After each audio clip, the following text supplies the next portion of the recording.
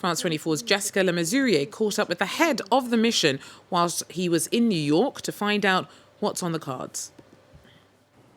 Mr. Ghassine Wane, thank you very much for joining us here on France 24. You are the head of the UN peacekeeping mission in Mali, Minusma, it's known as, and you are here at the United Nations to speak with Security Council members and delegates here about the situation that peacekeepers are facing in Mali. We've had 2 UN reports which have essentially concluded that the current situation is unsustainable and that it has become impossible for peacekeepers to fulfill their mandate in Mali.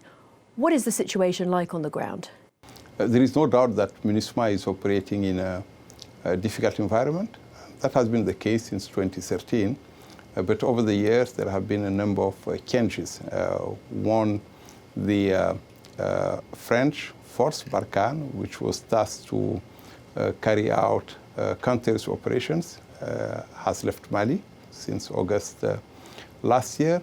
And the second element, of course, has to do with the fact that in 2019, a new priority was added among Minusma's strategic priorities, helping to stabilize the central part of Mali. We have the unfortunate reputation of being the most dangerous UN mission across the globe.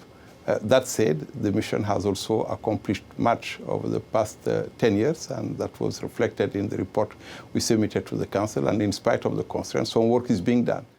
The Security Council is essentially now examining 3 paths forward for MINUSMA. First of all, expanding the number of blue helmets in the country, slightly altering the mission so that peacekeepers are placed in areas where civilians are most at risk and not in some other areas, or turning this mission into a political one. Which path is the best path forward for MINUSMA, do you think? There was a request among many members of the Council for the Secretariat to come up with a range of options.